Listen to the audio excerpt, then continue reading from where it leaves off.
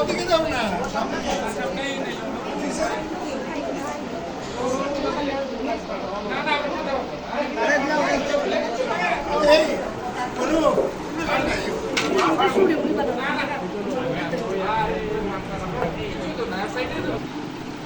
জয় জয় শ্রী শ্রী রাধা রঘুনাথ জি কি জয় জয় শ্রী শ্রী রাধা রঘুনাথ প্রেমানন্দে হরি হরি বল হরি বল জয় জয় জয় প্রভু সীতানাথ প্রেমানন্দে হরি হরি বল হরি বল বলিও প্রেম সে কहो শ্রী রাধে কৃষ্ণ বলিए প্রভু নিতাই চৈতন্য চৈত রাধারণী জয় জয় জয় শ্রী শ্রী জগন্নাথ জয় জয় শ্রী শ্রী জগন্নাথ কি জয় জয় জয় ভক্তবৃন্দ কি জয়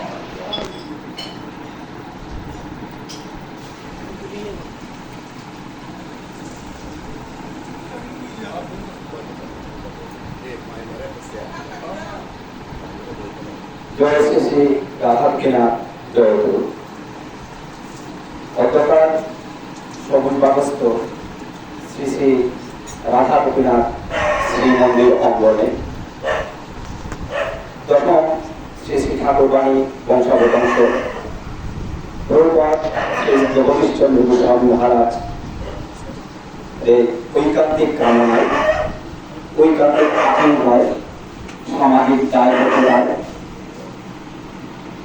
তিনি প্রয়াস করেছেন যে বাংলা একাডেমি কর্তৃক প্রবর্তিত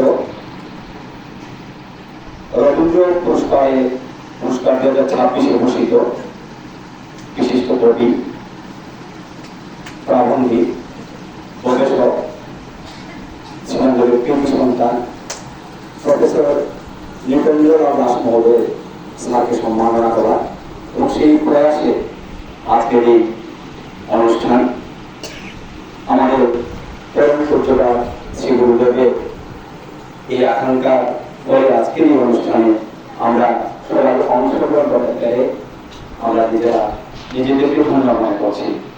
আজকে আমরা স্যারের যে দীর্ঘ জীবনের যে সাধনা সাহিত্য কর্মের যে বিশ্লেষণ আজকে আমরা অনেকেই সেটা নিশ্চিত হলেও আমরা জানতে পারবো।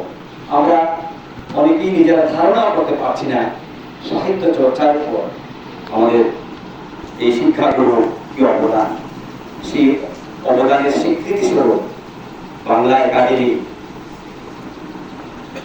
রবীন্দ্রনাথের 165তম জন্মবার্ষিকী উপলক্ষে বিগত 11 মে 2026 খ্রিস্টাব্দ ঢাকার আব্দুল করিম সাহিত্য বিশারদ মিলনায়তনে স্যারকে রবীন্দ্র পুরস্কার 2026 ঘোষিত করেছে।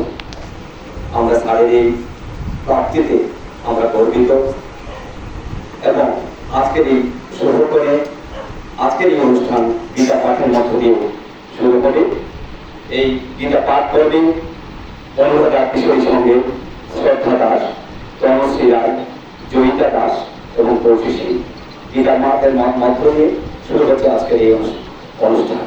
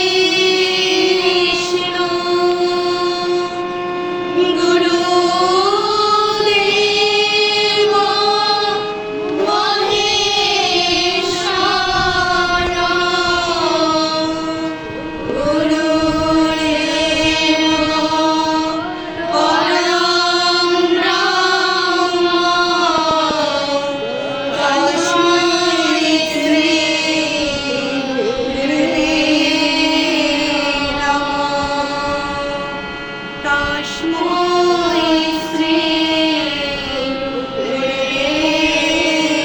নমঃ।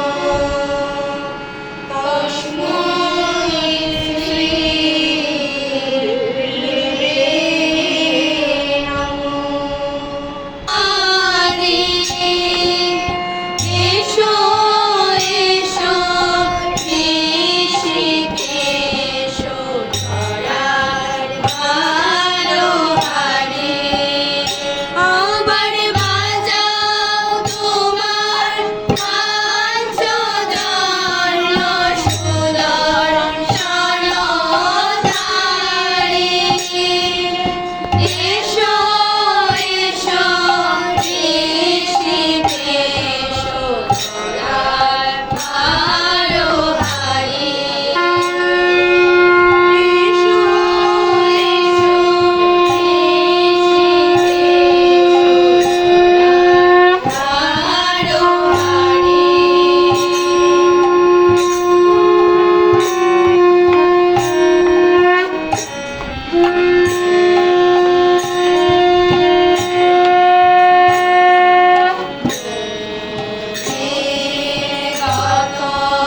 ধরার কুরুক্ষেত্রে ধনঞ্জয় শুনেছিল তব মুখে গীতামৃত বাণী।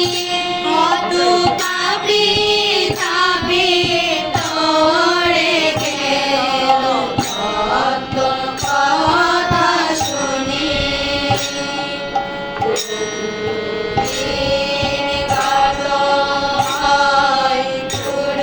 কুরুক্ষেত্রে ধনঞ্জয় শুনেছিল তব মুখে গীতামৃত বাণী। কত পাপী ধাপে ধরে গেল কত কথা শুনি। আবার বাজাও তোমার পাঞ্চজন্য সুদর্শন ধারে। এসো এসো ঋষিকেশ ধরার ভালো হারে। একবার এসো এসো ঋষিকেশ ধরার ভালো হারে।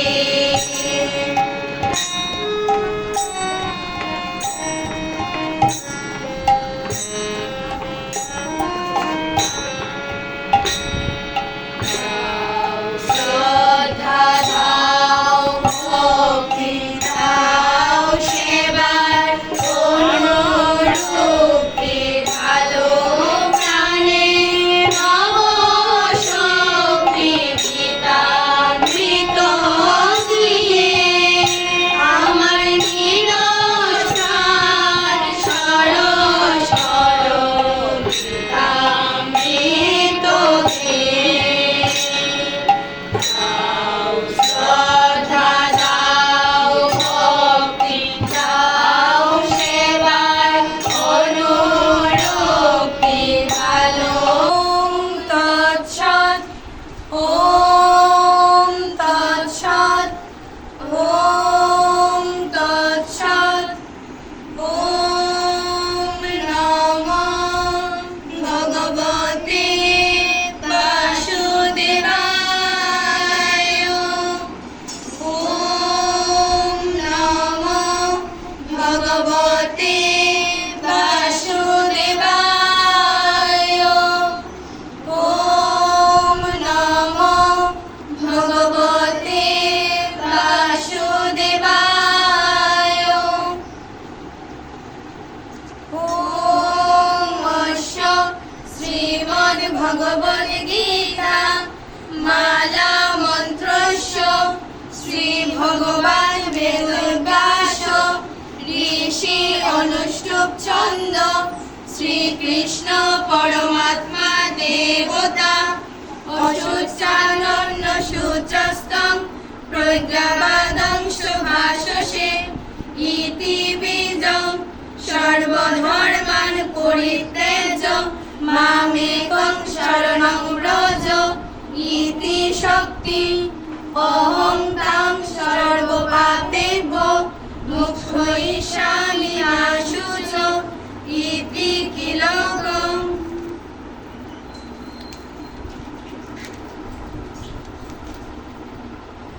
অত ধ্যান ওম পার্থায় প্রতিবুধিতাং ভগবতা নারায়ণেন স্বয়ং বেশেন গ্রথিতাং পুরাণ মুনিনা মধ্যে মহাভারতম অদ্বৈত অমৃত বর্ষিণী ভগবতীম অষ্টাদশাধ্যায়িনীম অম্বতামনুসন্দধামি ভগবদ্গীতে ভবদেশিনীম নকালিত জ্ঞানময় প্রদীপ প্রপন্ন পারিজাতায় তত্র বেত্রৈকপাণয়ে জ্ঞানমুদ্রায় কৃষ্ণায় গীতামৃত দুহে নমঃ।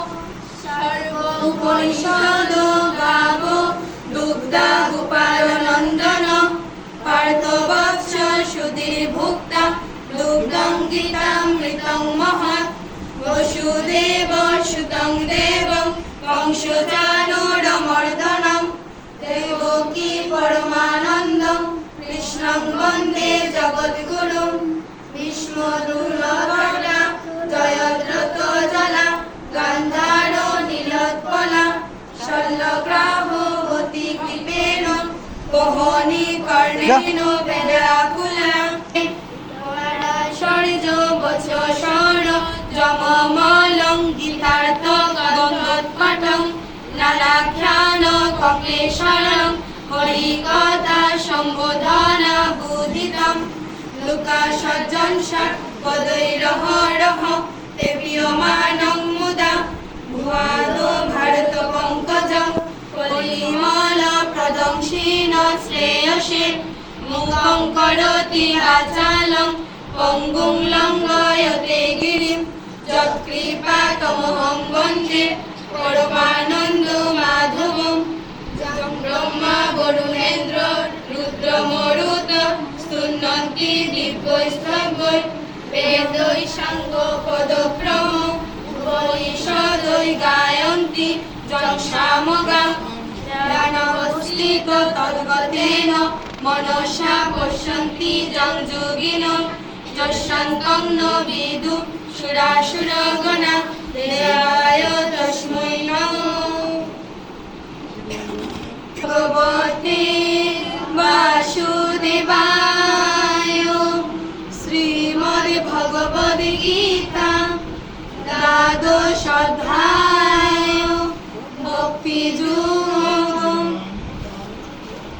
অর্জুন উবাচ এবং সতত যুক্তা যে ভক্তাস্তাং পর্যুপাসতে যে চাহ্যভুক্তম তেষাং তে যুগবিদ্ধমা। শ্রী ভগবান উবাচ ময়াবেশ্য মনো যে মাং নিত্যযুক্তা উপাসতে শ্রদ্ধয়া পরয়পেতাস্তে মে যুক্ততমা মতা। যে তো অক্ষর অনির্দেশ অব্যক্তং পর্যুপাসতে সর্বত্র গমচিন্তং চ কুটস্থম অচলং ধ্রুবং সংযমন্দ্রিয়গ্রামং সর্বত্র সমবুদ্ধয় ते प्राप्नुवन्ति मामेव सर्वभूत हिते रता। तेषां अधिकतरस्तेषां भक्ताशक्तचेतसां वैभक्ता हि गतिर्दुःखं देहवद्भिर्बाधते। जे तु सर्वाणि कर्माणि मयि संन्यस्य मत्परा अनन्यैव योगेन मां ध्यायन्तो उपासते तेषामहं समूर्ध्वता मृत्युसंसारसागरात् भवामि न चिरात् पार्थ मया वेशितचेतसां मयैव मनो आदर्श मयि बुद्धिं निवेशय निवशिष्यसि मयैव अत ऊर्ध्वं न संशय। অত চিত্তং সমাধাতুং ন শক্নোষি ময়ি স্থিরম অভ্যাস যুগেন তত্ত্বমবিচ্ছাপ্তুং ধনঞ্জয় অভ্যাসে সমর্থ হসি মৎকর্ম পরম ভব মদর্থমপি কর্মাণি কুর্বন সিদ্ধি বাবাসুষি অদ্বৈত কর্তুং মজ্জুগমাশ্রিতং সর্বকর্ম ফলতেগং তত কুরু যত আত্মবান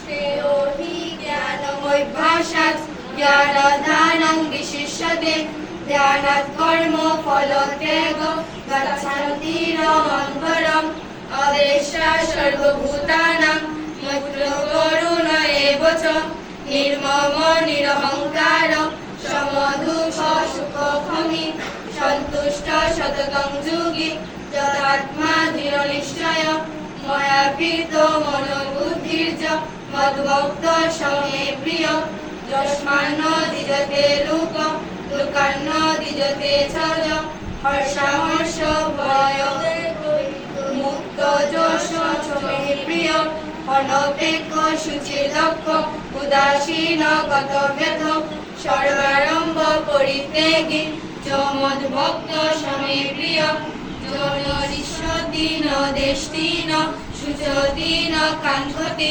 শুভাশুভ পরিত্যাগী ভক্তিমান সমে প্রিয় সমশত্রু চ মিত্রে চ তথা মান অপমানয় শীতোষ্ণ সুখ দুঃখেষু সমসঙ্গ বিবর্জিত তুল্য নিমে প্রিয়া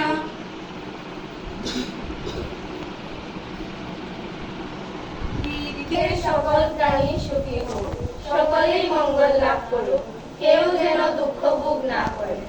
ওম শান্তি, ওম শান্তি, ওম শান্তি।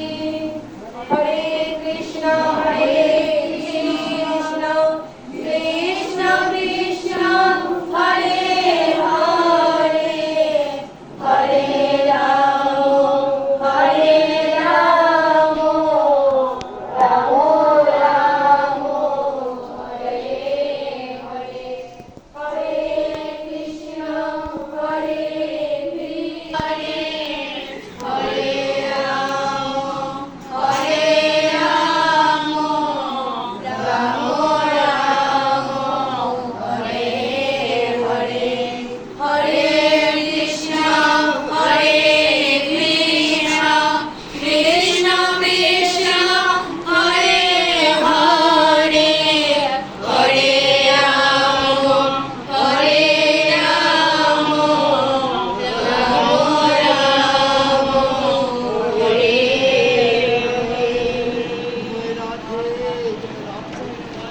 প্রাতিষ্ঠানিক সংঘের সদস্য শ্রদ্ধা দাস, তনশ্রী দাস, জয়িতা দাস এবং কৌশিশী সুবিমণ্ডলী।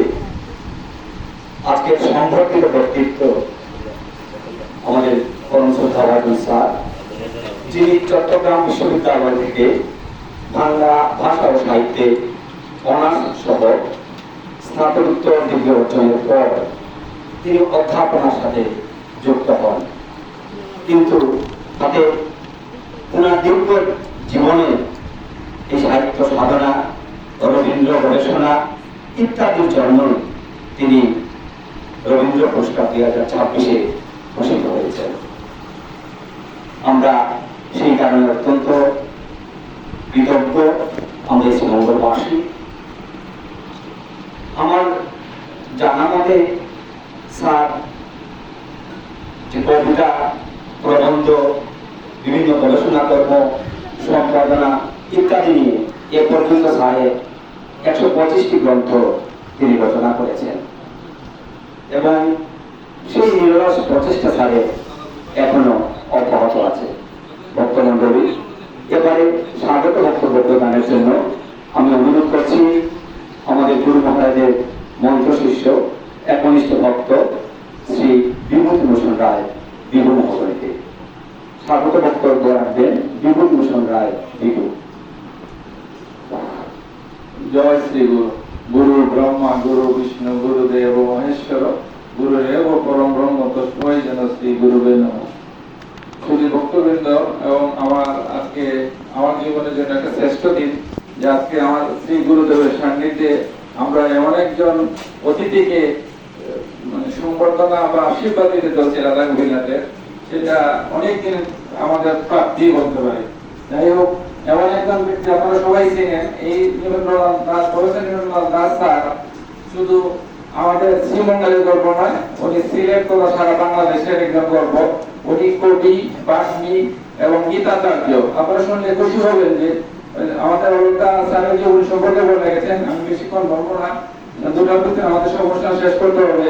স্যারের এই গুণকে প্রতি করে এবং স্যারের ইতিহাস ঐতিহ্যকে কেন্দ্র করে এই লাইনে আরেকটি দেখলাম, স্যার যে আমাদের স্যার যদিও রামকৃষ্ণ পরমহংসদেবে দীক্ষিত, কিন্তু উনি সকল ধর্ম এবং মহাপুরুষদেরকে নিয়ে উনি অনেক গবেষণা করছেন এবং আমাদের আজকে ভালো লেগেছে এখানে বসে বসে তাই আমাদেরকে নিয়ে আমাদের পরম দয়াল যার আছে আমরা ঠাকুরবাণীকে নিয়ে উনি অনেক গবেষণা এবং অনেক তথ্য উপস্থাপন করেছেন। আমরা স্যারকে অনুরোধ করবো স্যার যেন এইদিকে এগিয়ে যান, আমাদের যতটুকু সহযোগিতা লাগে আমরা সেই গুরুদেবের কৃপা নিয়ে আমরা আপনাকে সহযোগিতা করবো। অবশেষে আপনাকে এটি বলবো, আমাদের গুরুদেবের একান্ত ইচ্ছায় আপনার মতো একজন গুণীজনকে এইভাবে একটু সম্বোধনা দেওয়ার দ্বিতীয় দিনের প্রয়াস ছিল। আপনি কষ্ট করে আমাদের মাসিমাকে নিয়ে এসেছেন, এই জন্য আমরা গোপীনাথ পরিবারের পক্ষ থেকে, গুরুনাথ সেবা সংঘের পক্ষ থেকে আপনাকে কৃতজ্ঞতা এবং স্বাগত জানাচ্ছি। আরেকটি কথা বলতে হয়, স্যার আপনি জানেন আমাদের গুরুদেব অত্যন্ত মানে জ্ঞানবন্ত এবং মহাপুরুষ আমাদের জীবনে। আমরা আপনার আশীর্বাদে এমন গুরুদেবের চরণে আশীর্বাদে আমরাও কৃতজ্ঞ। আমাদের জন্য আশীর্বাদ রাখবেন, আমরা সকল গুরু ভাই বোনেরা যেন আমরা গুরুদেবের নির্দেশিত পথে চলতে পারি এবং শ্রী গুরুদেবের পথে যেন আমাদের মধ্যে থাকে, এই আশীর্বাদটুকু রাখবেন। আর আরেকটি কথাই বলতে হয়, কিছুদিন আগে আমাদের ঠাকুরবাণী আরেক বংশাবদংশ প্রভু শিবানন্দ বাবার মহাপ্রয়াণে আপনি জগন্নাথের আখড়ায় আমাদের গুরুদেবকে প্রধান অতিথি করে নিয়েছিলেন। সেখানে আপনারা এক বক্তব্যে বলেছিলেন যে রাধা গোবিন্দ মন্দির যেহেতু শ্রীমঙ্গলের একটি আশ্রম এবং ভজন কেন্দ্র রয়েছে, সেখানে মহাপুরুষদের জন্য কিছু বিগ্রহ প্রতিকৃতি চিত্র উপস্থাপন করা হয়। তার শুনলে খুশি হবেন যে আপনার কথা মতো আমরা আমাদের পরম দয়াল গুরুদেবের পিতৃদেবতা যতীন্দ্র গোস্বামী মহোদয় সহ সকালে রামকৃষ্ণ পরমহংসদেব সর্ববেদান্ত সহ সকল মহাপুরুষের চিত্রপট আমরা আপনার এই কর্তব্য আমাদের গুরুদেব মাথায় নিয়ে সাথে সাথে কার্যকর করেছেন। যেদিন আমরা উদ্বোধন করেছিলাম সেই দিন আপনাকে নিমন্ত্রণ দিয়েছিলাম, সময় অভাবে আপনি আসতে পারেননি। যাই হোক, আজকে একে অনেক হয়ে গেল। কিছুদিন আগেও আপনি ডক্টর মহানম্রত ব্রহ্মচারী এর উপরে স্মৃতি পুরস্কার পেয়েছেন, এবারও বাংলা একাডেমি পেয়েছেন। আপনার এই প্রাপ্তিতে আমরা আনন্দিত গর্বিত। আপনার এই গুণ যেন আমাদের মধ্যে প্রতিষ্ঠিত হয়, আমরা যেন আপনার এই গুণকে ধরে রাখতে পারি। অবশেষে আমাদের গুরুদেবের এই আয়োজন একান্ত ওনার নিজস্ব আয়োজন, নিজস্ব চিন্তা চেতনায়। আপনারা আসলে খুশি হবেন এই সৌভাগ্যে উনি এই গীতা ভিত্তিক এবং ধর্মচর্চা এবং রাধা গোবিন্দের আশীর্বাদকে কেন্দ্র করে রাধা গোবিন্দের প্রতি মানুষকে নিয়োজিত রাখার জন্য উনি 3টি সংগঠন করেছেন। একটি দেখেছেন আপনি এই অবুজ কিশোরদেরকে নিয়ে উনি অনুরাধা কিশোরী সংঘ করেছেন, প্রবাসী প্রার্থনা সংঘ করেছেন এবং বয়স্কদেরকে নিয়ে এলাকা যারা আন্দোলনে সম্পৃক্ত তাদের এই কৃষ্ণভক্ত সম্প্রদায় নামে একটি বাক্য সংঘ করেছেন। আর আমরা তো ওনার প্রথম ভক্ত যারা অধম সন্তান যারা আছে, আমরা গুরুনাথ সেবা সংঘ নামে আরেকটি সংগঠন আমরা গুরুদেবের নির্দেশ মতো আমাদের সেবা কাজে চালিয়ে যাচ্ছি। আগামী 29 তারিখে আমাদের গুরু পূর্ণিমা, আশীর্বাদ রাখবেন যেন আমরা সকল গুরু ভাই বোনেরা মিলে এই গুরুদেবের নির্দেশিত হতে গুরুচরণে যেন আমরা নিয়োজিত থাকতে পারি। বেশি কথা বলে বেশি অনেক আবেগ আজকে এসেছেন স্যার। আপনার এই আগমনকে রাধা গোবিন্দ মন্দির এবং গোবিন্দ সেবার পক্ষ থেকে, সেবা সংঘের পক্ষ থেকে আপনাকে আবারও প্রণাম জানাচ্ছি, মাঝিমাকে প্রণাম জানাচ্ছি। আমাদের জন্য আশীর্বাদ রাখবেন আর আমাদের গুরুদেবের এই আশীর্বাদটুকু গ্রহণ করে গুরুদেবকে আশীর্বাদ করবেন উনি যেন সুস্থ শরীরে আমাদের মতো অধমকে যেন রাধা গোবিন্দ পথে এবং সঠিক ভক্তি পথে রাখতে পারে, সেই আশীর্বাদটুকু কামনা করে শ্রী গুরুদেবের চরণে আবারও প্রণাম জানিয়ে আমার প্রশ্নগুলো বক্তব্য শেষ করছি। সবাইকে প্রণাম ও নমস্কার। ধন্যবাদ শ্রী বিভূতিভূষণ রায় মহোদয়কে তার স্বাগত বক্তব্য প্রদানের জন্য। ভক্তমণ্ডলী, আমাদের স্যারের সাহিত্যকর্মে যেমন রয়েছে কাব্যিক আবেগ, ঠিক তেমনি রয়েছে ইতিহাস ঐতিহ্য নিয়ে অনুসন্ধানমূলক বিশ্লেষণ। স্যারের রবীন্দ্র বিষয়ক বইগুলির মধ্যে আমি কয়েকটি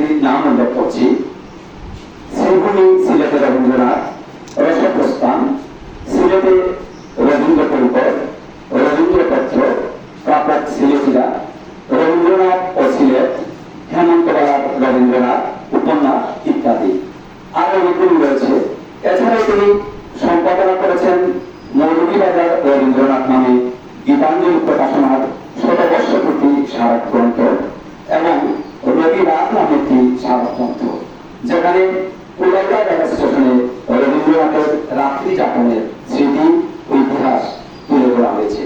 এবং অসংখ্য গ্রন্থ রয়েছে যেগুলো আমরা এখনকে জানি না।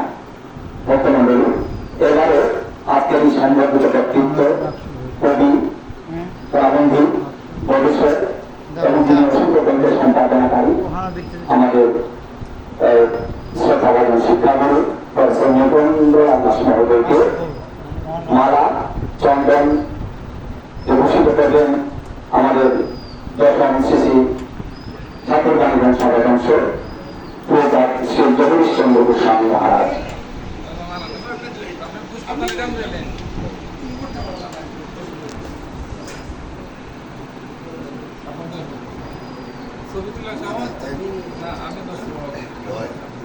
জোগাড় দিন আপনারা।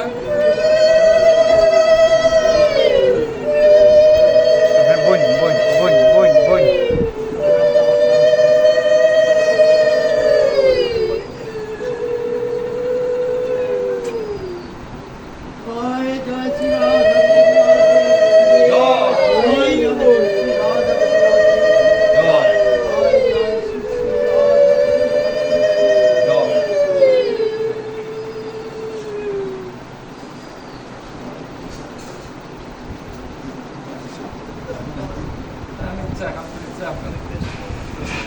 এবারে সম্মাননা স্মারক প্রদান করছেন আমাদের পরম পূজ্যপাদ শ্রী জগদীশচন্দ্র গোস্বামী মহারাজ।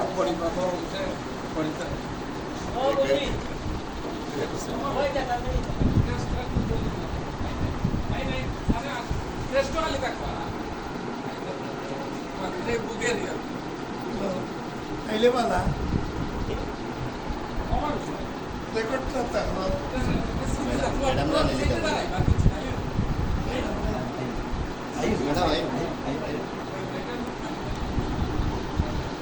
আয়ো আমরা শেষ হলে কইয়া করে সবাই তুল ভাই। সব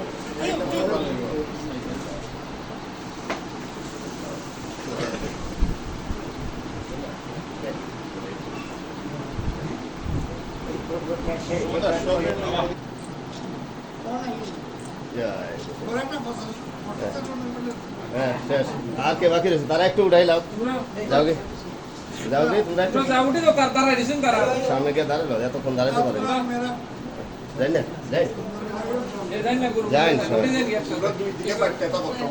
দুই দিকে বাড়ি আছে যাই দাদা ও বাড়ি যা যাই না তাড়াতাড়ি যান। হ্যাঁ লে সাইডে দে শাওন আমরা গ্রুপে বাচ্চা দাবান আচ্ছা একটু তাড়াতাড়ি হয়ে যান কি বাবা গোসাই অনেকক্ষণ দাঁড়ায় দিয়েছেন। আরে হরিদাস সোজা হই তাড়াতাড়ি তাড়াতাড়ি তাড়াতাড়ি জায়গা নিন গিয়া আমার দিকে তাকান প্লিজ। এদিকে জয় এ আমার দাদা ঘরের ছবিটা উঠতে সুন্দর। জয় হয়েছে আয়ো অনুষ্ঠানে আমরা অংশীদার হিসেবে আমাদের শ্রী গুরুদেবের শ্রীচরণেও আমরা অবনত মস্তকে প্রণতি জ্ঞাপন করছি। সুধী মণ্ডলী, স্যার রবীন্দ্র ভাবনার প্রসারে তিনি শুধু দেশেই নয়, তিনি বিদেশেও অনেক বক্তৃতা করেছেন। ভারতের আসামের গুয়াহাটিস্থ কটন বিশ্ববিদ্যালয়ে রবীন্দ্রনাথ ও শেষের কবিতা বিষয়ে তার বক্তৃতা বিশেষভাবে প্রশংসিত হয়েছে। সাহিত্য উদ্যোগের মতে স্যারের এই অর্জন কেবল ব্যক্তিগত অর্জন নয়, এটি আমাদের সমাজে, আমাদের শ্রীমঙ্গলে, আমাদের বাংলাদেশে, আমাদের সবার এটি অর্জন। সুধী মণ্ডলী, এবার এক সংক্ষিপ্ত বক্তব্য নিয়ে আসছেন আমাদের গুরু মহারাজের শিষ্য একনিষ্ঠ ভক্ত শ্রী রঞ্জিত কুমার ভৌমিক মহোদয়। শ্রী রঞ্জিত কুমার ভৌমিক। জয় শ্রীগুরু। আজকে এই রবীন্দ্র পুরস্কার উপলক্ষে আমাদের গুরু মহারাজ আয়োজন করেছেন। ওনার খুব ইচ্ছে ছিল যে গুরু পূর্ণিমার পূর্ব দিনে একটু আড়ম্বরপূর্ণভাবে এই অনুষ্ঠানটি করার জন্য। আমাদের স্যারের সময় নেই বিদায় আজকের এই অনুষ্ঠানটি সংক্ষিপ্ত আকারে করা হয়েছে, তা সেজন্য আমাদেরকে ক্ষমা করবেন। আমরা চাইছিলাম যে একটু ভালোভাবে করব, কারণ এখানে দুইজন গুরু, একজন আমার দীক্ষা গুরু আর একজন আমার শিক্ষা গুরু, যার হাত ধরে আমি শিক্ষার পথে চলেছি আর যার হাত ধরে এই বিভূতি থেকে ধ্যানান্তরিত হব, এই দুইজন গুরু মহারাজ আমার সামনে উপস্থিত। আমি ওনাদের চরণে প্রণতি জ্ঞাপন করছি যে আমাদের এই পরম ভাগ্য যে আজকে আমাদের গুরু মহারাজ আমাদের এই শিক্ষাগুরু মহোদয়কে আজকের এই সম্মাননায় সম্মানিত করবেন। এই ক্ষুদ্র পরিসরে যদিও আমাদের স্বাদ আছে, সাধ্য নেই, আমরা চেষ্টা করেছিলাম যে গুরু পূর্ণিমার সময় অনুষ্ঠানটি একটু সুন্দরভাবে করব। যাই হোক, আমরা এই স্বল্প পরিসরে এই আয়োজন করায় আপনি আমাদেরকে আশীর্বাদ করবেন যাতে আমরা আরো সামনের দিকে এগিয়ে যেতে পারি, গুরু মহারাজের এই দিক নির্দেশনাগুলো আমরা মেনে চলতে পারি, আপনার শিক্ষানোর পথে যাতে এগিয়ে চলতে পারি, সমাজের ভালো কাজে যাতে থাকতে পারি, সমাজের উন্নতির কাজে থাকতে পারি, সমাজের যত লাঞ্ছিত বঞ্চিত শিশুরা আছে তাদের জন্য যাতে আমরা সহমর্মিতা প্রকাশ করতে পারি।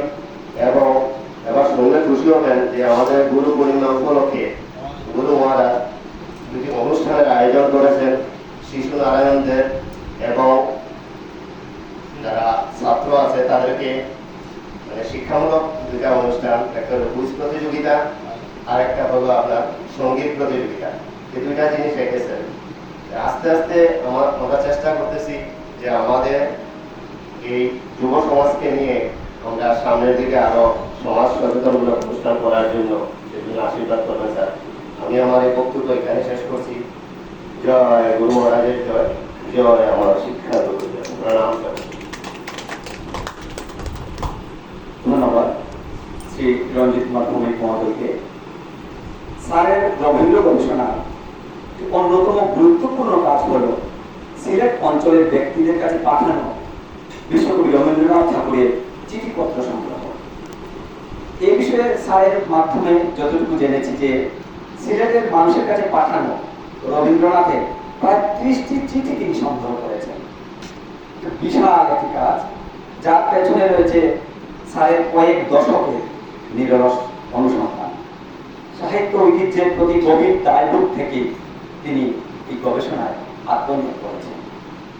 আমরা আরো অসংখ্য জিনিসই আসলে আমরা জানি না, তবুও খন্ড করে যতটুকু একটু জেনেছি তার সম্পর্কে আমি একটু আলোকপাত করার চেষ্টা করেছি। ভক্তবৃন্দ, এবারে সংক্ষিপ্ত বক্তব্য রাখার জন্য অনুরোধ জানাচ্ছি শ্রী অজয় দেব মহোদয়কে। শ্রী অজয় দেব।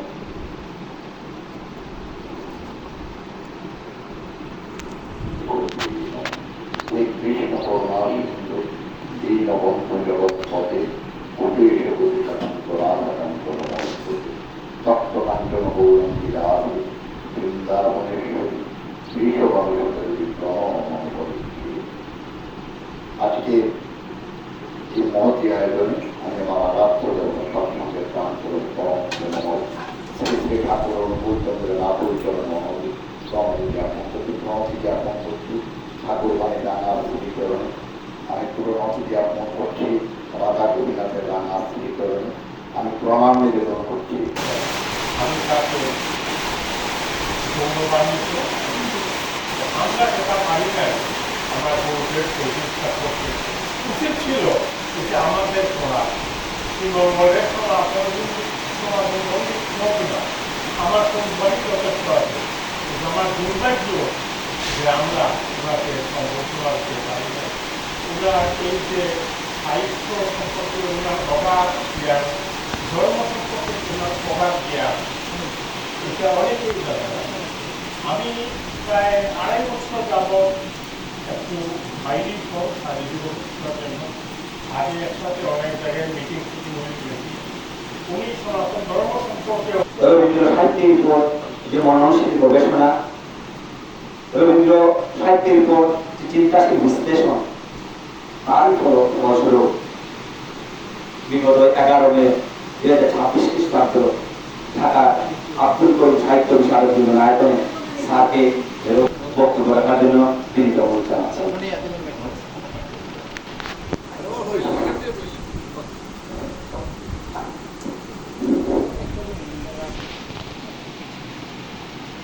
আজকে শ্রী দাদা গোপীনাথ মন্দিরে এসে আজকে যে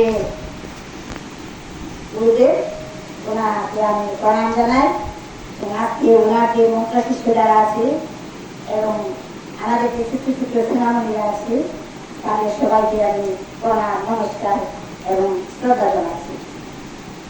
আমি আজকে এখানে বক্তৃতা দেওয়ার জন্য আসিনি, আমি অত্যন্ত ধন্য মনে করছি আজকে এই যে ওনার মতো একজন মানুষ, উনি সবারই প্রণয়নীয়, তাই ওনার হাত দিয়ে যে উনি একটি পুরস্কার দিয়েছেন সেটি শুধু পুরস্কার না, সেটি আমাদের আমার পরিবারের সবার জন্য সেটা আশীর্বাদ হবে।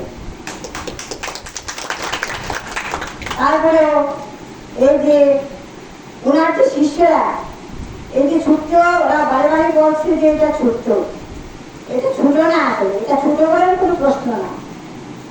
এখানে যারাই এসেছেন তারাই আন্তরিকভাবে মনে হয় ওনাকে খুবই শ্রদ্ধা করে, তার জন্যই ওনারা হয়তো এই সুন্দর এই অনুষ্ঠানের আয়োজন করেছেন।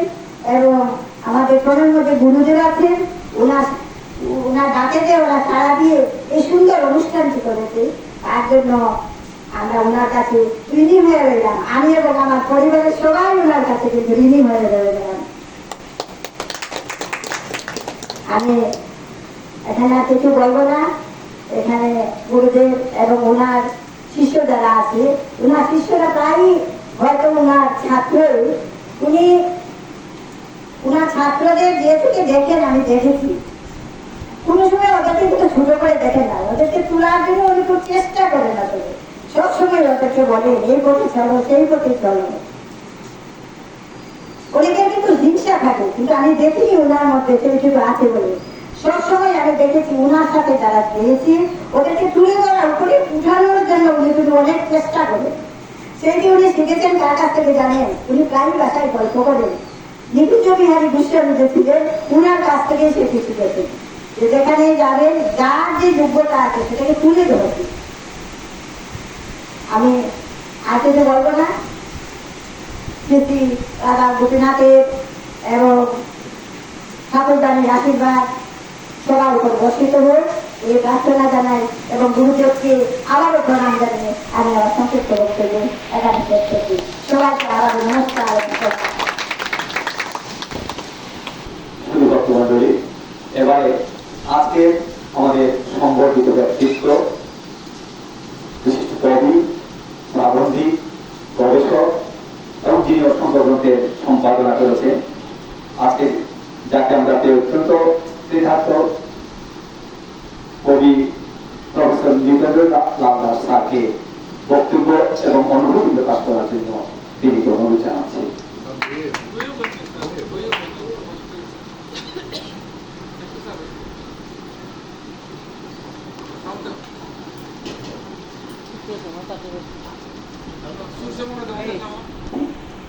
একটি নমস্কারে আমার সমস্ত মন লুটিয়ে পড়ুক তোমার সংস্কার।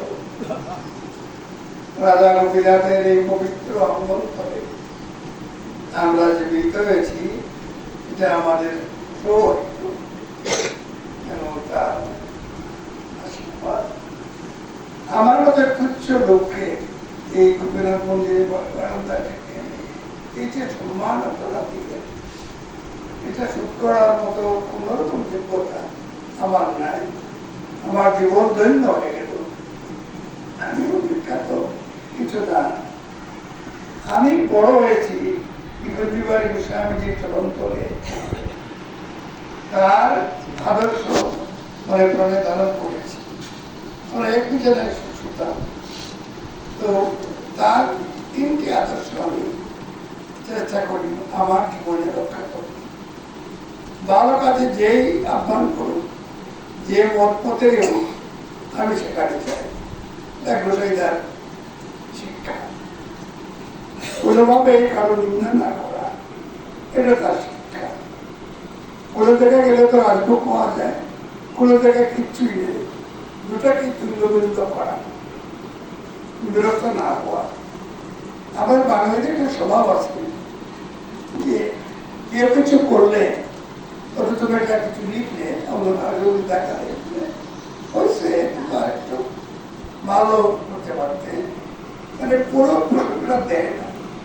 রবীন্দ্রনাথ এই নিয়ে একটা চমৎকার কবিতা লিখেছে, বলেছেন যথা যোগ্য বালক বলে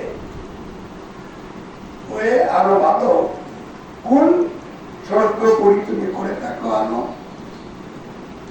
আরো ভালো কেটে করে পায় আমি তাকি অকর্মণ্য দাম দিকে অক্ষ বিশ্বাস। যারা কেউ কিছু কাজ করে না এরাই সমালোচনা নিন্দা ঠিক করে। আরো ভালো কেটে বলছে আমি তাকে অকর্মণ্য দাম দিকে অক্ষ বিশ্বাস।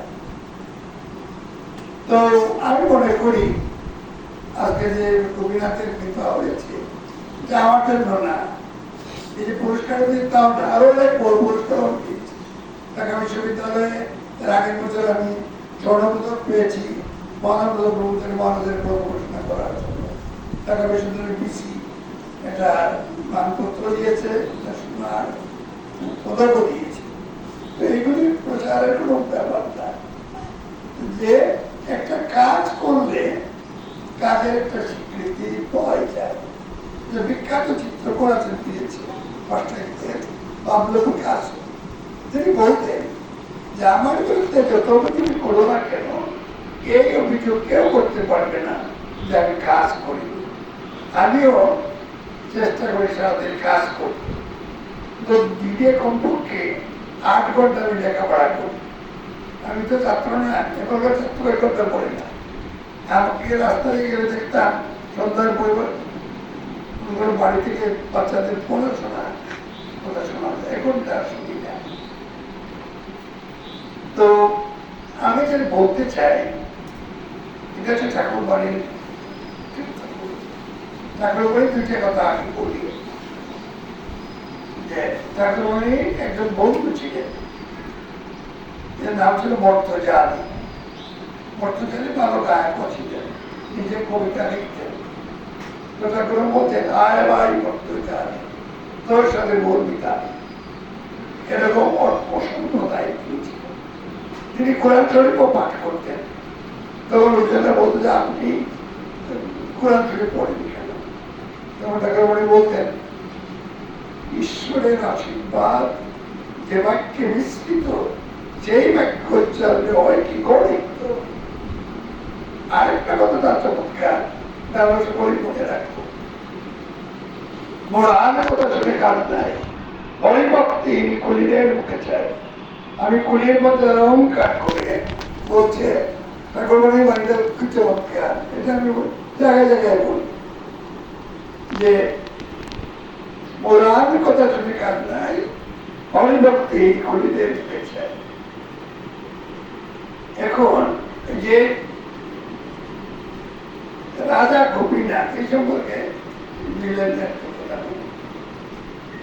রাজা নিয়ে অনেক কথা শ্বশুর তার কথা অনেক পণ্ডিত বই লিখেছেন, শ্রীরাজার ক্রমবিকাশ সাহিত্যে দর্শন ভাগবতের কোথাও রাজা নেই।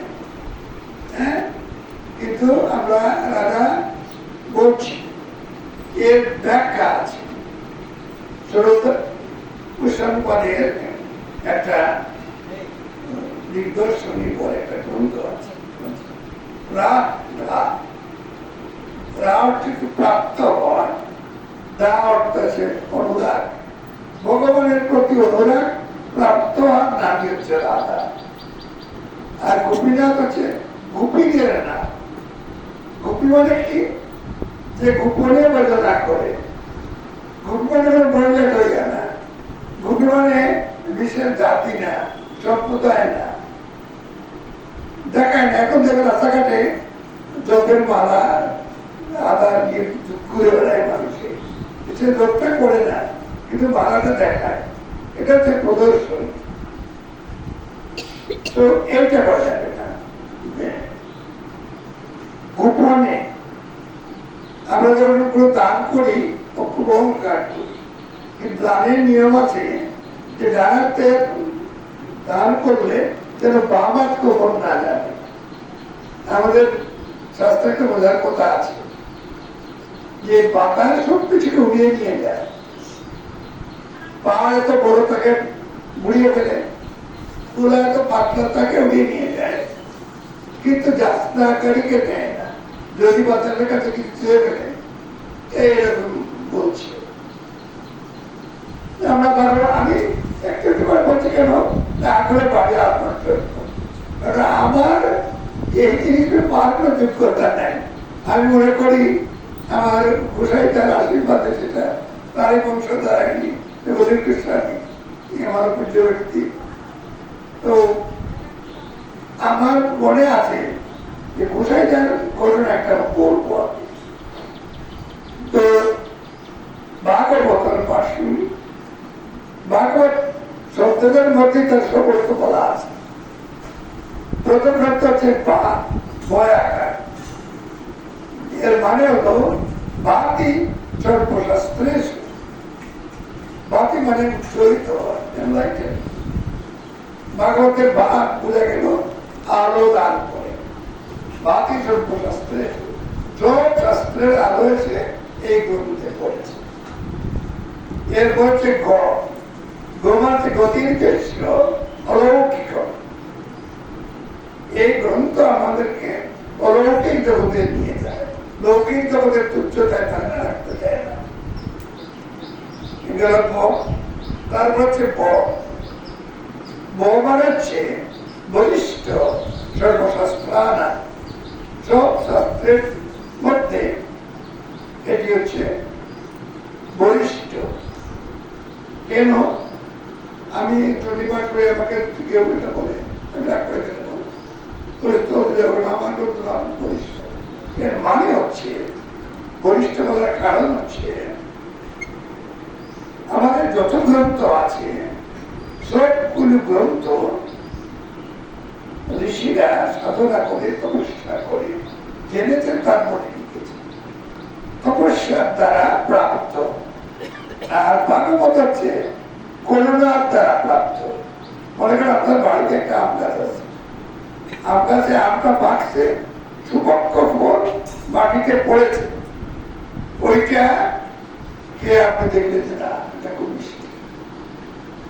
আর যদি আপনার দুঃখ বেশি হয়, এটা বড় কুটা দিয়ে আমরা পানি নেব, আমরা তো খুব কাঁচা থাকবে, কাঁচা আম তো চোখ লাগবে, গাছকে কোনো উপযুক্ত করা যাবে না।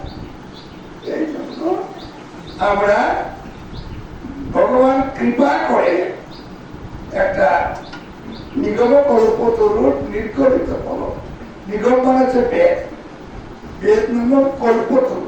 কল্পতরু মানে হলো স্বর্গের জাতের গাছ আছে, যে গাছের কাছে গিয়ে যা দাবি করেছে তাই পাওয়া যায়। আমার এই দাও সেই দাও সব পাওয়া যায়। নিগম কল্পতরু নির্গলিত ফল, যার নিচে পড়েছে নাকি ফল, এটা তো মিষ্টি, তার একটা সাক্ষীও আছে। সাক্ষীটা সাক্ষী থেকে শুকরে শুক মুখদ্রবান, শুকদেব খেয়ে বলেছেন না এই মিষ্টি, তুলে খেয়ে দেখো। এই লোক বরিষ্ঠের মানের মানে অন্য কোনো গ্রন্থকে ছোট করার না। কারণ আমরা যখন কোনো গ্রন্থ পাঠ করি সব দেবতার নাম আমরা স্মরণ করি, পাঠের নিয়ম হচ্ছে। আমরা যখন পূজা দিই পঞ্চদেবতার পূজা আগে দিই। আমাদের 33 কোটি দেবতায় 5 জনের বাইরে কেউ নাই। এই 5 জনের নাম তো আমরা জানি, এই মায়া তুমি জানো 5 জনের নাম, সেগুলো আমি বলে দিচ্ছি। প্রথম হচ্ছে গণেশ, সিদ্ধিদাতা গণেশ। মহাভারত যখন দেখা হবে তখন কিভাবে লিখবেন? মানুষকে আশীর্বাদ পেয়েছে নিয়ে ব্যাসদেব, যে চোখ বুঝলে সব দেখতে পারবে, দেখাটা লিখলেই হবে। যদি জ্ঞানস্থ হয় তাকে করুন, তাকে বিপদে পড়া গেল না।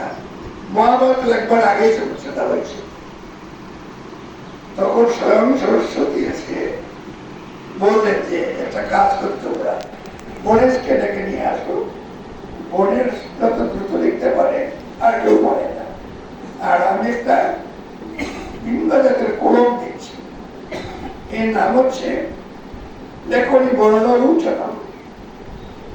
বর্ণরূচনম নাকম, লেখকে কাগজে ধরলেই পড়া, এইবার মহারত লেখা হয়েছে। একটা শর্ত দিয়েছেন গণেশ গার্ডেনকে, আমি লিখব আপত্তি নাই, কিন্তু আপনি থামতে পারবেন না, একেবারে দ্রুত বলে যাবেন। আর তখন গার্ডেন বলছেন আপনাকে একটা শর্ত দিচ্ছি, অর্থ না বুঝে আপনি লিখতে পারবেন, আগে অর্থ বলবেন তারপরে লিখবেন। এই জন্য প্রায় ৩০০টার মতো ব্যাসকুট আছে মহাভারত, এটা সহজে বোঝা যায় না। আর অনেক সময় থাকে আমি তো একটা দুইটা ব্যাসকুটের কথা বলতাম, আজকে বলা যাবে না, কারণ সময় প্রসাদের জন্য সংস্কৃতমূর্তি হয়েছে। তো আসলে বউ বললাম বা গো সেটা তার করত, তার মানে কি মানে হচ্ছে তরুণী ভোগাম পদৌ, এই ভগবান সাগরে, এই ভোগ মানে পৃথিবী সংসার, এই সাগরে ভগবান কৃপা করে একটা নৌকা পাঠিয়ে দিয়েছে। এই নৌকাটা উঠে বসলে আর বিনাশ নাই। আমাদের বিষ্ণু পুরাণে এরকম একটা নৌকার কথা আছে, বন্যায় প্লাবিত সারা পৃথিবী ধ্বংস হয়ে যাচ্ছে, তখন রাজা রোহিতাশ্ব স্বপ্নে শুনছে যে ভগবান নৌকা পাঠাচ্ছে, এটা তো উঠে যাও, তোমরা বলবে না বন্যা কিছু করতে পারে না। এই হচ্ছে ভাগবত। যাও, তো আমি স্বামীজি আমার রুচি, চিন্তা, ভাবনা, জীবনযাপন সবটা তার মতো হয়েছিল। আমিও কিন্তু পড়তাম না, এখানে ঘটনা যখন গেছি ব্রাহ্মণ বাড়িয়াতে, ব্রাহ্মণ বাড়িতে একজন বড় ধনী লোকের শ্রাদ্ধ, যে কারো পার্বণে তো দামি দামি দুধ দেওয়া হয়েছে। বুড়েটা তো এখন দুধি পড়েন না, তো দুধটা পড়েন না, তিনি দক্ষিণাও নেন না। তো এবং গোপীনাথের কাছে রাধা গোবিন্দের কাছে প্রার্থনা জানাই তিনি যেন সুস্থ হয়ে আমাদের মধ্যে থাকেন। নানাভাবে শারীরিক অক্ষমতা তাকে প্রেরিত করছে। এখানে আমি একটা ছোট্ট ঘটনা বলতে চাই। আমাদের সিলেটেরই একজন অসাধারণ শাস্ত্রজ্ঞ পণ্ডিত ছিলেন স্বামী প্রেমেশানন্দজি মহারাজ। ইনি দাসপাড়া গ্রামে ওই এখানে গোয়ালবাজারের কাছে তিনি জন্মেছিলেন। খুব বিখ্যাত ব্রাহ্মণ পরিবারে, তান্ত্রিক পরিবারে। তিনি দীর্ঘদিন অসুস্থ ছিলেন। কেউ যদি প্রণাম করতো যে মহারাজ কেমন আছেন, আমার দেহটা অসুস্থ কিন্তু আমি সুস্থ আছি, ভালো আছি, আমার মন ভালো আছে। আমিও চাইবো যে আপনি দেহ মনে সুস্থ থাকুন, ঠাকুর বাণী আপনাকে এইটা করে দিন। আমরা সকলে সম্মিলিত ভাবে প্রার্থনা করছি যে আপনি দেহ মনে সুস্থ থেকে আরো তাপিত জনকে আশ্রয় দান করে দীক্ষা দিয়ে এই সমাজকে আপনি আদর্শমুখী, আধ্যাত্মমুখী করুন। এ হচ্ছে প্রার্থনা। সর্বেষাং মঙ্গলম ভুয়াৎ, সকলের মঙ্গল হোক, কেউ যেন দুঃখ না পায়, মা দুঃখ ভাগ কৃষ্ণিত। আর শেষে হচ্ছে ওম তৎসৎ। ওম তৎসৎ আমরা 3 বার বলি। এটা কেন বলি, এটা আরেকদিন বলবো। যদি আমি সিলেটে না যাই তাহলে পূর্ণিমার দিনে আমি আসবো। এখানে আলোচনা সভা, আলোচনার আয়োজন থাকলে সেখানে গুরুতত্ত্ব নেব। আমি তো নিজে বইও লিখেছি গুরুগীতা নামে। এই গুরুগীতাটা অনেক কাল চললো। আমিও শারীরিকভাবে অসুস্থ, তো এই যে আকুলতা এবং তোমরা বারবার বলছো বড় করে, এর চেয়ে বড় কি হওয়ার আছে? এটাই তো সবচেয়ে বড়। যদি দেহ সুস্থ থাকি, সিলেটে না যাই তাহলে আমি মিস করবো না, আসবোই। তাহলে যোগাযোগ করে সময়টা বললেই হবে। সকলের উদ্দেশ্যে রাধা গোপীনাথের করুণা বর্ষিত হোক, করুণা গঙ্গায় সকলে স্নাত হোক, এই প্রার্থনা করি। আর এই মন্দির আরো বিজয়মণ্ডিত হোক। মন্দির যেখানে গেলে চঞ্চল মন্দির হয়, তাকে বলে মন্দির, এটা যেন হয়। আমি আবার আমার বিনম্র প্রণাম শ্রদ্ধা জানিয়ে কথা শেষ করছি। হরি ওম তৎসৎ। ওম শান্তি, ওম শান্তি, ওম শান্তি। আমরা ধন্যবাদ এবং চির কৃতজ্ঞতা প্রকাশ করছি আজকে সংবর্ধিত ব্যক্তিত্ব প্রফেসর নৃপেন্দ্রলাল দাস স্যারের প্রতি। সুধীমণ্ডলী, এবারে আজকের এই অনুষ্ঠানের শেষ বক্তব্য, আজকে যিনি অনুষ্ঠানের আয়োজক দেখলাম শ্রী শ্রী ঠাকুরবাড়ি বংশাবতংশ প্রভুপাদ শ্রী জগদীশ চন্দ্র গোস্বামী মহারাজ এবারে বক্তব্য প্রদান করবেন এবং অনুষ্ঠানের সমাপ্তি ঘোষণা করবেন।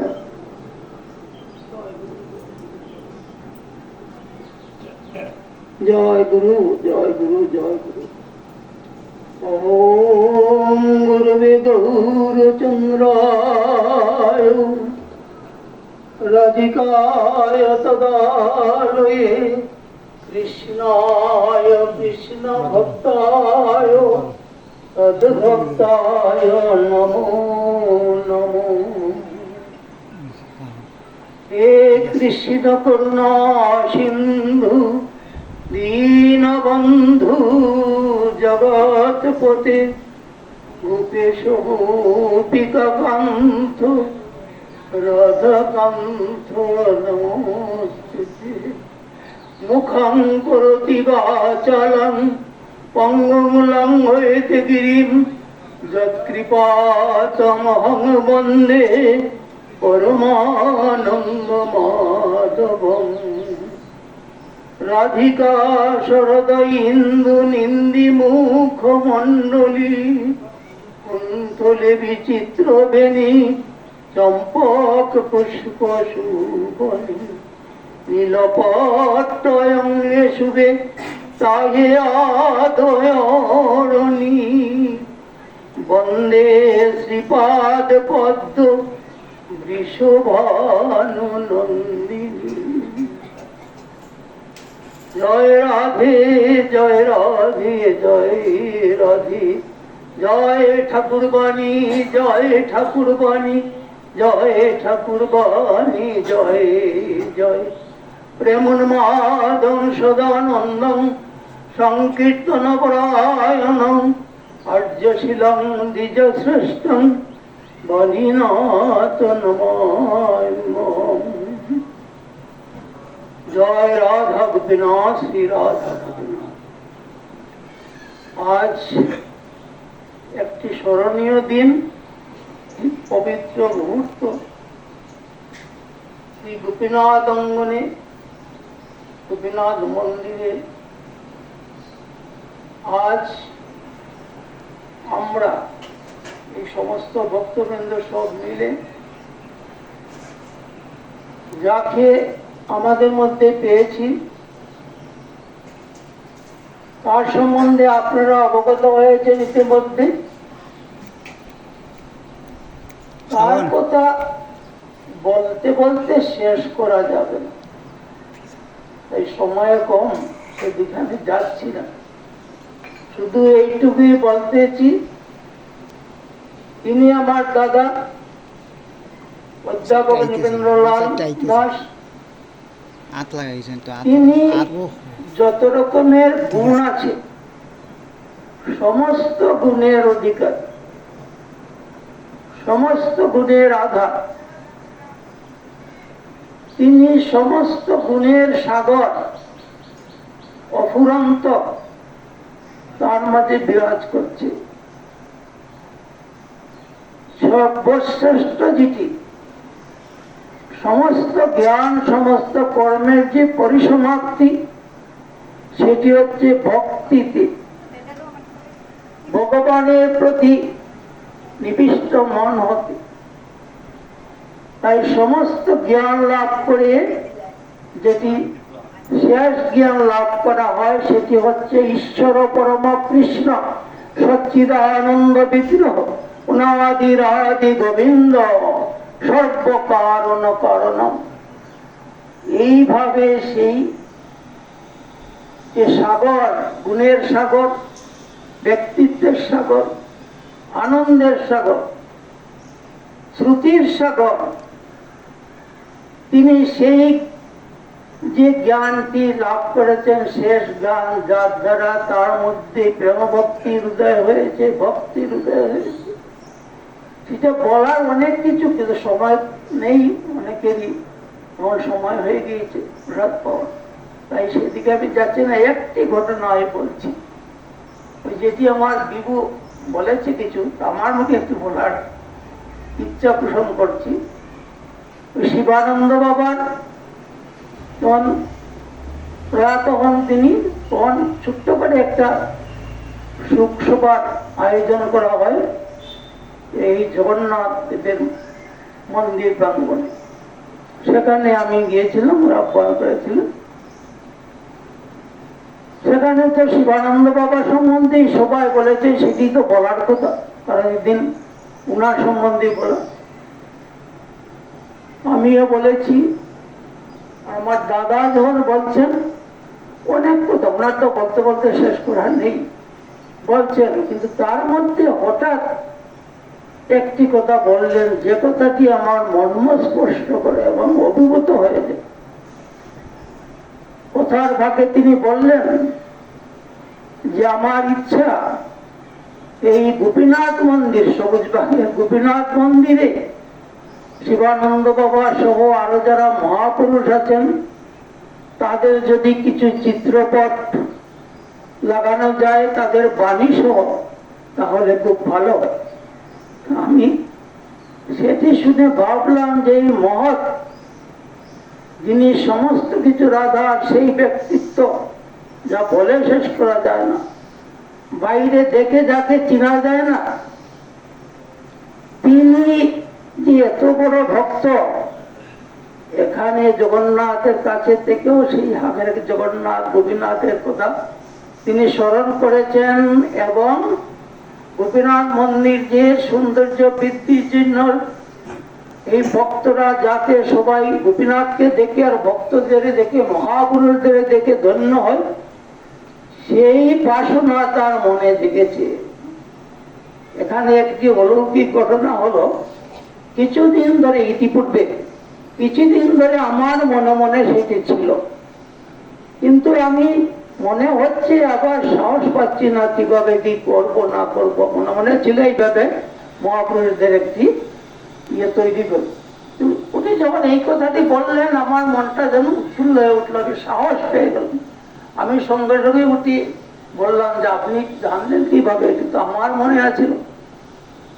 এই যে ভক্ত, ভক্ত বাইরে থেকে চেনা যায় না, অন্তরের ব্যাপার, অন্তরের ব্যাপার। তাই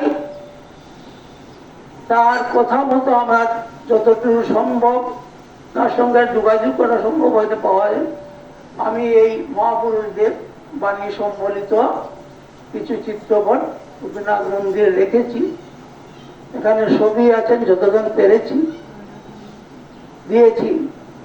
এই কথাটি আমার জীবনের সবসময় মনে থাকবে, গোপীনাথের প্রতি যে তার এত টান।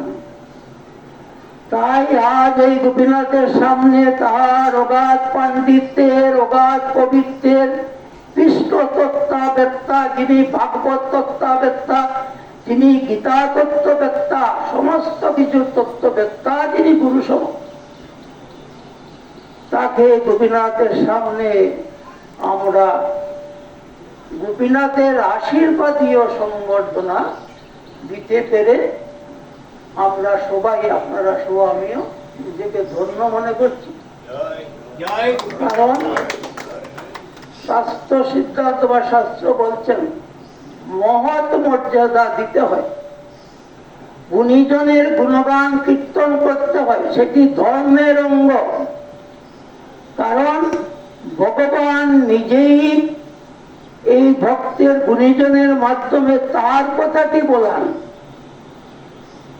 এই যে যত মহাপুরুষ আছেন, পণ্ডিত আছেন, কবি আছেন, সমস্তের মাধ্যমে যিনি দাদা একটুকে বলেছেন চৈতন্য চরিতামৃতের কথা, মহাপ্রভু রায়ণানন্দের মুখ দিয়ে সেটি প্রকাশ করিয়েছে, নিজে বলেন নাই। তিনি তো অন্তর্যামী ভগবান সবই জানেন, কিন্তু বলার নাই। রায়ণানন্দের মধ্যে ভক্তি তত্ত্ব চরম পর্যায়ে যেটি সেটি বলেছেন এক এক করে, আরো বলো আরো বলো, এগিয়ে যাও। না বলেন নাই, কিন্তু বলেছেন, না বলেন নাই, শেষ পর্যন্ত সিদ্ধান্ত দিয়েছেন। কারণ ভগবান তাদের মধ্যে তার কৃপা করে, রায়ণানন্দের বলার কি সাহিত্য আছে ভগবানের সামনে, তিনি রায়ণানন্দের কৃপা করে বলিয়েছেন। তাই যত গুণীজন আছেন, যত ভক্ত আছেন, যত পণ্ডিত ব্যক্তি আছেন, অহমিকা বর্জিত যারা, তাদেরকে ভগবানই তার কথাটি তার মুখ দিয়ে বলান, তার কথাটি তার কলম দিয়ে লিখান, কলম দিয়ে লিখান। জয়দেব, কবি জয়দেব গোস্বামী তার কৃপা পেয়েছিলেন বলে গীত গোবিন্দ রচনা করেছেন, লিখিয়েছেন। যখন তিনি পারছেন না, একটি কথা লিখতে পারছেন না, সাহস হচ্ছেন না, রাধারানীর মান ভাঙানোর জন্য কিভাবে বলবেন কৃষ্ণ সমস্ত বিশ্ব ব্রহ্মাণ্ডের মালিক, সমস্ত কিছু রাধা, তিনি রাধারানীর চরণ তার মস্তকে ধরবেন, সেটি তো বলা যাচ্ছে না, সাধারণ চিন্তায় সেটি বলা যায় না। তার কলমটি তখন স্থির হয়ে যায়।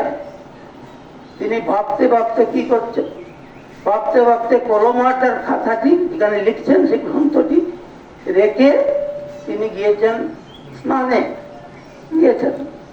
আর তার স্ত্রী ছিলেন পদ্মাবতী, অত্যন্ত ভক্তিমতী, যিনি জগন্নাথ মন্দিরে নৃত্য করতেন, গান গাইতেন, নিত্য সেবা করতেন, স্বামী সেবা করতেন, অত্যন্ত মনোযোগ সহকারে, ভক্তি সহকারে। এই স্থানে গিয়েছেন, ভগবান তো এতদিন তাকে দিয়ে লিখিয়েছেন, এখন যে তিনি স্থির হয়ে গেছেন, পাচ্ছেন না কথাটি, কিভাবে লাগবে? তখন স্বয়ং ভগবান ওই ইত্য বসে যখন স্থানে গিয়েছেন, তখন জয়দেব গোস্বামীর বেশ ধরে স্বয়ং শ্রীকৃষ্ণ নিজে এসে উপস্থিত হয়েছে। স্ত্রী বলছেন, আরে তুমি যে একটু আগে গেলে স্নানে, তুমি এত তাড়াতাড়ি এসে গেলে। ভগবান ভক্তের সঙ্গে মিলার জন্য, লীলা করার জন্য ছলনা করেন, কিছু মিথ্যা বলেন। তিনি বলছেন, না না, আমি তো হঠাৎ করে মনে হয়েছে আমার একটা কাজ বাকি, তাই এসে গেছি, পরে স্নানে যাব। ওই স্নান করে এসে গেছে, তাড়াতাড়ি স্নান করে এসে গেছে। প্রত্যেক দিনই তার স্ত্রী দাঁড়িয়ে থাকেন কাপড় নিয়ে, যখন জয়দেব স্নান করে আসবেন তখন তার যা কিছু দরকার, কাপড় হাতে তুলে দেওয়া, তার তিলকের ব্যবস্থা করা, ওটা যা কিছু লাগে সব কিছু এগিয়ে দেন, সেবা পরায়ণ করেন, আজও করছেন। আজ তো তার স্বামী নয়, স্বয়ং গোবিন্দ এসেছেন, সেই গোবিন্দের কাছে হাতে তুলে দিয়েছেন, কাপড় তুলে দিয়েছেন, তিলক দিয়েছেন, এই চিরুনি দিয়েছেন, আয়না দিয়েছেন। ভগবান সেটি আস্তে আস্তে করেছেন দেবগোস্বামীর মতো। তারপরে সে পূজা অর্চনা করেছেন, তারপরে দিয়ে তৈরি করা, প্রসাদ তৈরি করা। আগে গোবিন্দের ভোগ লাগিয়েছে পদ্মাবতী, রাধা মাধব কৃপা করছিলেন, দিয়ে বলছেন, স্বামী চলুন, আপনি পূজন করবেন, প্রসাদ গ্রহণ করুন, তারপরে আমি প্রসাদ সব। এইভাবে প্রত্যেকদিন পেতেন। ওই প্রত্যেকদিন স্বামীকে এবার বসাতেন, বসিয়ে নিজে কাছে থেকে বেজন করতেন, পাকা দিতেন। গরম জায়গা তো, তার গরম বেশি, কাছ থেকে যেতেন না। আগে সব তৈয়ার করে, এটি নিয়ম, সব তৈয়ার করে লেগে, যেমন গোবিন্দের বুক দিই, বাটি বাটি দিই না সবটা, এইভাবে সাজিয়ে দিতে তোমার কাজ শেষ, আমি চলে যাই অন্য কাজে, সেটি করতেন না, সেটি নিয়ম নয়। তিনি কাছে বসে থাকতেন, বসে থাকতে সেবা করতেন, বেজন দিতেন, তখন যখন যা দরকার সেটি তুলে দিতেন, প্রত্যেকদিন দিতেন, স্বামীকে দিতেন। আর স্বামী রূপে এসেছেন স্বয়ং ভগবান শ্রীকৃষ্ণ, তিনিও বসেছেন, সেইভাবেই বসেছেন। আজও পদ্মাবতী তাকে বেদন করছেন, তার হাতে হাতে তুলে দিচ্ছেন, ভগবান সেবা করছেন। সেবা করে তারপরে তার আচমন করিয়েছেন, অন্যদিন যেভাবে করান স্বামীকে এভাবে করিয়েছেন, করিয়ে মুখ মুছিয়ে দিয়েছেন। তারপরে তাকে তখন যাবেন বিশ্রাম করতে। তো বিশ্রামের রুমটাই হচ্ছে জয়দেবের যে খাতা কলম লিখে দিয়েছেন সেটি রেখে গিয়েছেন। ওই পদ্মাবতী অন্য দিনের মতো তাকে এগিয়ে নিয়ে দিয়ে তিনি বিশ্রাম করছেন, শুয়েছেন। তিনি একটু তার পদ সেবা করছেন, নৃত্য করেন স্বামীর, আর স্বামী রূপে গোবিন্দের পদ সেবা করছেন। পরে যখন ভগবান একটু দেখেছেন আমি নিদ্রে গিয়েছি, তখন তিনি এসেছেন। সে তো প্রসাদ পাবেন, আর প্রসাদে বসেছেন, তখন এই যে রয়ে আসে এগুলো পদ্মাবতী বসেছেন, প্রসাদ পাবেন। আর নিত্য বসে ভগবান সেই যে স্থির হয়ে গিয়েছিল জয়দেবের কলম, সেখানে এসে লিখে দিয়েছিলেন দেহি পদ পল্লব মুদারম। ওই যে সংস্কৃত শ্লোকটা, দেহি পদ পল্লব মুদারম, তোমার পদ পল্লব আমার মস্তকে স্থাপন করো। কৃষ্ণ অভিমান ভঙ্গ করার জন্য বলছেন, তিনি নিজের হাতে স্বর্ণাৎ করে লিখে দিলেন। এই জয়দেবের ভগবানের হাতের লেখা আছে এই শ্লোকটা, লিখে দিয়ে তো তিনি অন্তর্ধান হয়ে গিয়েছেন। আর এই সময় যখন পদ্মাবতী বসেছেন, দুজন সেবা করবেন প্রসাদ, তখন আসল জয়দেব ফিরে এসেছেন। এসে ডাকছেন পদ্মাবতী, পদ্মাবতী আমি এসেছি, তুমি নিয়ে আসো কাপড়টি। পদ্মাবতী তাড়াতাড়ি উঠে গেছে, আরে আরে কি বলছো, এমন তুমি শুইলে আবার টানা গেলে আবার আসলে। এই কথা যখন বলছেন জয়দেব বুঝে গেছেন, সর্বনাশ, আমি তো আসি নাই, তাহলে কে এসেছেন? ওই তাড়াতাড়ি তিনি গিয়েছেন ওই গিয়ে দেখেন তার এখানে লেখা দেহি পদ পল্লব মুদারম, স্বয়ং সোমনাথ ভগবান লিখে দিয়েছেন। তাই এইভাবে ভগবান গুণী ব্যক্তি যারা আছেন তার মাধ্যমে তার কথা শুনান, জগৎকে শুনান, জগতের উপকারের জন্য শুনান, তার হাতে লেখান। তাই যিনি আমার দাদা, তিনি অগণিত বলেছে 125টি গ্রন্থ লিখেছেন। সে ধর্ম তত্ত্ববেত্তা, ধর্ম সম্বন্ধে যাবতীয় জ্ঞান তার আছে। একটু বলা শুরু করলে বলতেই থাকবেন, বলতেই থাকবেন, শেষ নাই। এই যে ক্ষমতা, সেটি ভগবত প্রদত্ত। আমি আপনি চেষ্টা করলো দিন রাত পড়লে হবে না, সেটি ভগবানের কৃপা, ভগবানই তাকে দিয়ে সেটা বলাচ্ছেন। তাই আমরা বেশি বলছি না। এই যে কথাটি গোপীনাথের কথা মনে আছে, সেটিতে আমার মনটা অত্যন্ত বলায়। তাই একটা জিনিস আজকে আমি তুলে ধরতে চেয়েছি, দিদি, গুণীজনের মর্যাদা দিতে হবে। তিনি উনি মহৎ ব্যক্তির মর্যাদা দিতে হয়, দিলে ভগবান খুশি হন। আজাদ ধর্মকর্ম করেও যেটি লাভ করতে পারবেন, কিন্তু একজন গুণী ব্যক্তি যিনি ভগবানের কথা বলেন, ভাগবত কথা বলেন, ভাগবত চিন্তা করেন, সৎ কথা বলেন, তার যদি মর্যাদা দেওয়া হয়, তার গুণগান কীর্তন করা হয়, আমার গোপীনাথ আনন্দ লাভ করেন, ভগবান আনন্দ লাভ করেন। তাই সমস্ত ভক্তের এটা একটি আরাধনা সময়, গুণীজনের গুণগান করে আরাধনা সময়। তাই এটা যদি আমরা মনে রাখতে পারি যে ধর্ম অঙ্গ, অন্যান্য ধর্মকর্ম আমরা যেভাবে করি, এটাও একটি ধর্ম অঙ্গ। গুণীজনের মর্যাদা দেওয়া, তাতে আমার ভগবান খুশি হন। আমরা যা কিছু করি সবই তো আমরা গোবিন্দকে খুশি করার জন্য। তাই এই উপায়টি যেন সবাই, বর্তমান প্রজন্ম, পরবর্তী প্রজন্ম যে দিয়ে মনে রাখতে পারে যে গুণীজনকে অবশ্যই মর্যাদা দিলে আমার গোবিন্দ খুশি হবেন। এই আশা রেখে শ্রী রাধা গোপীনাথের শ্রীচরণে অসংখ্য দণ্ডবোধ রেখে আজকে যারা এই মহতী অনুষ্ঠান উপস্থিত হয়েছেন, সবাইকে শ্রী রাধা গোপীনাথের আশীষ বাড়ি যাতে তাদের মস্তকে পতিত হয়, সবাই যেন কৃপা লাভ করেন। আর যিনি মধ্যমণি আছেন আমার দাদা, তার উপর যেন গোপীনাথের আশীষ বাড়ি পড়ে এবং চিরস্থায়ী ভাবে তাকে তার শারীরিক সুস্থতা যেন থাকে, তিনি যেন আরো ভগবত কথা, কৃষ্ণ কথা, গৌর কথা বর্ণনা করতে পারেন। তার লেখনী যখন থামে না, চলতে থাকে। এই গোপীনাথ শ্রীচরণে এই কামনা রেখে উপস্থিত সবাইকে আবার গোপীনাথের আশীর্বাদ জানিয়ে আজকের অনুষ্ঠানে শেষ পর্যায়ে আমার বক্তব্য শেষ করছি। আর সেই সাথে একবার হরিধ্বনি দিচ্ছি সবাই মিলে, হরে কৃষ্ণ হরে কৃষ্ণ কৃষ্ণ কৃষ্ণ হরে হরে হরে হরে রাম হরে রাম রাম রাম হরে হরে হরে কৃষ্ণ হরে কৃষ্ণ কৃষ্ণ কৃষ্ণ হরে হরে হরে রাম রাম রাম হরে হরে হরে কৃষ্ণ হরে কৃষ্ণ কৃষ্ণ কৃষ্ণ হরে হরে হরে রাম রাম রাম হরে। জয় জয় শ্রী শ্রী রাধা গোপীনাথ जी की जय। जय जय निताई गौर सीतानाथ की।